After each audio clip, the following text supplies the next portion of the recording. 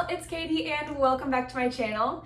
Today is gonna be a little bit of a happy sad for me because I am officially getting rid of my office space in this room after this video. This will be the last time you'll see me in this space. So I'll be posting a whole other video on here about flipping my home gym and office space into the nursery, but this is going to become our gremlin's new little nursery. And we are late third trimester now, so it is crunch time and this desk has got to go. So I'm gonna have to figure out a new filming situation, but for now, I've got one more video with you guys at the classic desk. And speaking of today's video, we'll be talking about my ACL reconstruction and now being 2 years post-op and what has happened in that 2 years. So let's go.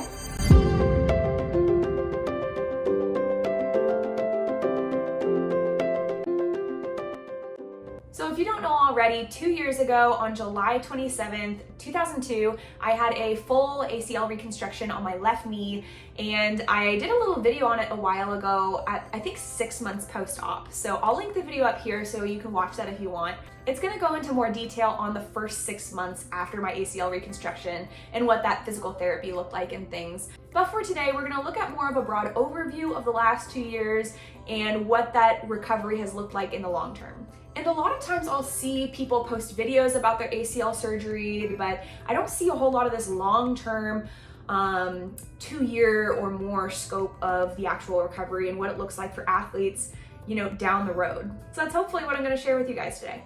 So when I think about the overarching timeline of my recovery, I think of it in kind of 6-month blocks. So 4 little quarters there in the last 2 years.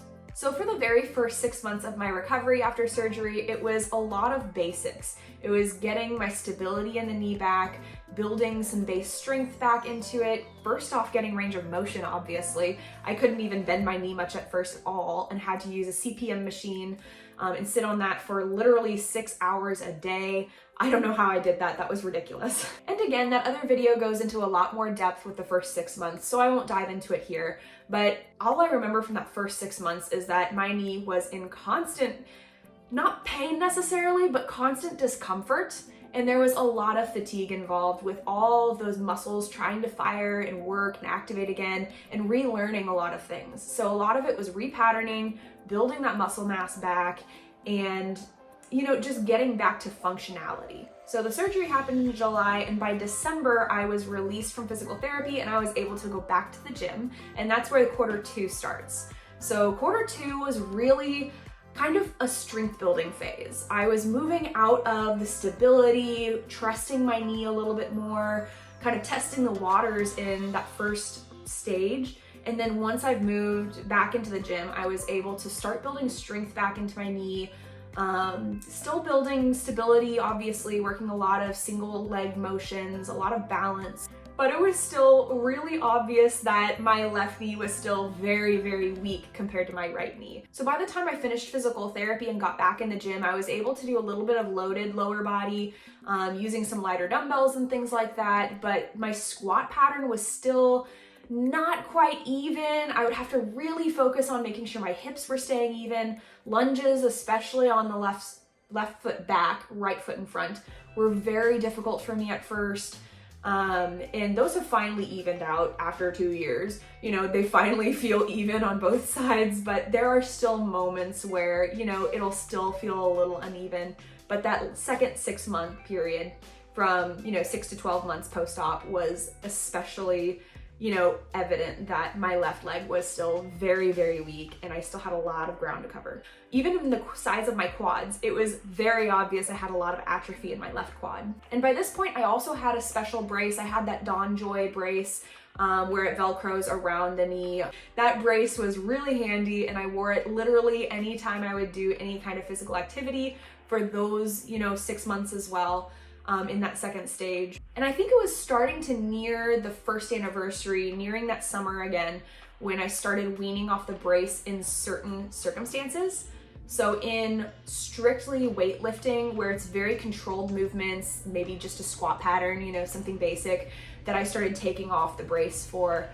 If I didn't have any dynamic lateral motions, any rotation possible at the knee, I would leave the brace off. but that took a lot of trust to get up to that point to where I could take the brace off in the gym. But definitely for DECA races and high rocks and things like that, I kept the brace and I kept using it throughout the rest of 2023 and into 2024 a little bit as well. And in the second quarter of my recovery from January to July 2023, I came back for my very first DECA race post-surgery, and that was really a fun moment for me because before my ACL surgery, I had done my very first DECA event and I had scored 1740 something seconds. And when I came back after surgery in March 2023, I scored 1740 something as well. So my time hadn't dropped any. Even through ACL reconstruction, I was still able to maintain a decent time. You know, my benchmark, I was able to maintain that from, you know, a year prior. So that was a really exciting thing for me. And definitely it showed me that my recovery had gotten me back to the point where I had left off. You know, maybe I didn't trust the knee as much and maybe it still was not as strong as before. It definitely still is not quite as strong as before because I'm not comparing myself now to before anyway, because you can't after a big injury like that. You are something different after a big surgery or a big injury, and you can't compare yourself to before. But it was neat that my benchmark from before was still achievable even after surgery. So after one full year of recovery, focusing on hypertrophy of that quad again, focusing on stability in the joint, making sure I had good mobility there again, trusted the knee fully, and then finding out in July that I hit a new PR in the DECA Strong, and that PR actually qualified me for DECA World Championships later in the year. That was a super amazing turning point for me as an athlete and as a, you know, post-ACL patient. You know, that was just a really fun moment of saying, hey, I can do this still, and I can actually excel in this even better than before. And it was after that DECA Strong that I figured out I needed to do a little bit more on the running side to get better at DECA Mile, DECA Fit, and eventually things like high rocks. But I know that during my physical therapy, they had me start doing some jogging and light running to start getting that knee back into accepting impact and learning how to cope with that again. So I would only do short bursts of running, but that being a part of my physical therapy and a part of my post-PT training that I had already done a little bit in January, that carried over really well once I started officially running in August 2023. So I haven't been running very long. I just started, like I said, August 2023. It's really fun how that was able to come back and I was able to pick it up, not quickly, but I was able to pick it back up again, you know, decently. So because I started running a little bit more gradually in the fall, I started off with really low mileage. It was just about 10 miles a week at first, and then I slowly built to 15, you know, around there. And I kind of hung out around 15 for a long time. I haven't really progressed too much past that, just because my goal until August to December was a DECA Fit. And then after December, that's when I learned, oh, I want to sign up for high rocks. So then I signed up for high rocks in March 2024. And that's when I increased mileage a little bit more to accommodate and get ready for high rocks. But throughout the back half of my 2023 season, it was really a great progression of moving forward and building that strength back and peaking right at the right time in December to be able to compete at Worlds and do a really great job there.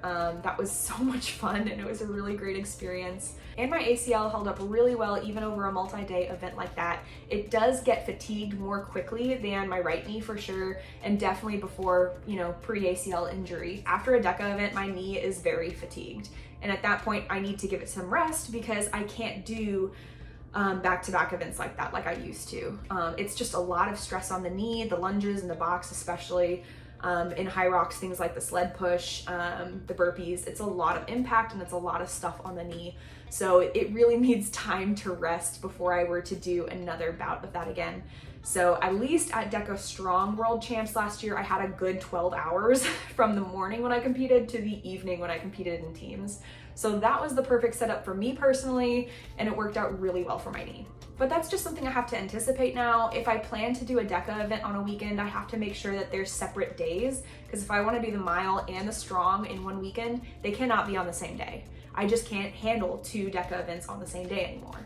And it's something I know about my body, something I know about my knee, and I have to respect that now. And moving on to the last quarter of these 2 years, from January 2024 to July 2024, I found out I was pregnant.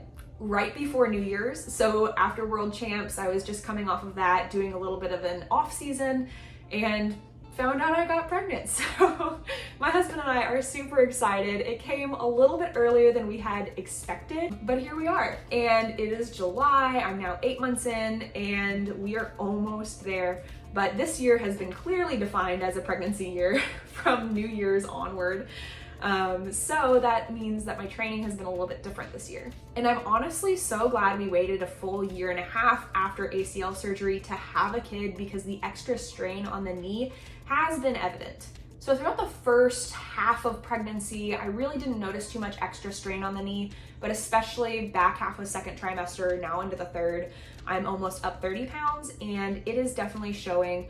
My knee creaks and crunches just a little bit more, and it does start to fatigue a little bit faster, especially in workouts or at the end of a long day where I've been standing all day. It's kind of done. So I'm so glad we waited over a full year and a half to have a kid, because that is a lot of extra strain and pressure to be putting on a knee when your body is going through all these changes and you have relaxin hormones and everything like that in the joints. It worked out really, really well, the timing.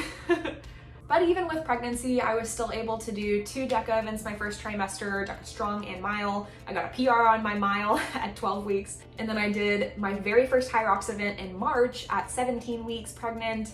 And that ended up being a super fun experience. I handled the mileage and all the obstacles really, really well.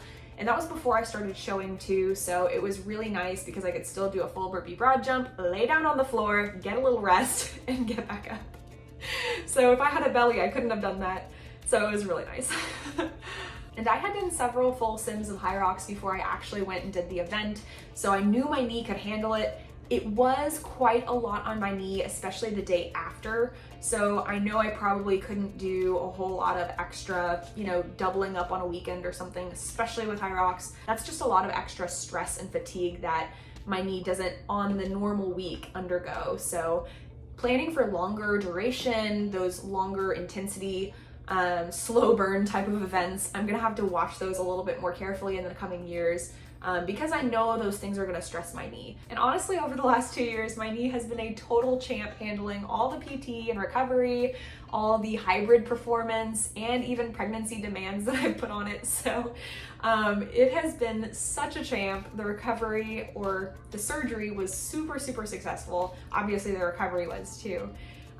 So I'm just super thankful for all the support that I had and all the opportunities that I was able to have along the way to recover this well. And it's amazing how much medical technology has developed over the last few years to turn an ACL injury, which used to be career ending, into something you can recover from and even still perform and still go back to your athletics afterwards. So I'm so thankful that it happened at a time where we have this medical technology and that I could be able to go on and continue doing sports afterwards. And of course, I'll give myself some time to recover postpartum, enjoy all the little gremlin baby snuggles, and then we're getting back to work. I can't wait to get back into the groove of things next season and hopefully come back around for another world championship next year at DECA. I don't know, we'll just have to wait and see, but who knows? So if you're watching this because you or someone you know had an ACL injury and they're kind of looking into what the rehab looks like or what the recovery time looks like after an injury, it definitely depends on every person. Every person is different. Every therapy is going to be different. The extent of injury is different. The surgeon will be different. So everyone's gonna have a different experience. This was just mine. I hope that this video has given you a little bit of a broad overview, maybe of what not necessarily of what your ACL recovery will look like, but just an example of what mine looks like, and that there is light at the end of the tunnel. You can make it through. It's going to get better. And if you like this video, go ahead and drop a like or subscribe down below to stay tuned with my latest content. Other than that, I will see you guys in the next video, and I won't see you ever again. So say goodbye to this desk and this setup, because this will now be the gremlins room. But other than that, I will see you guys on my next video. Stay healthy. Bye.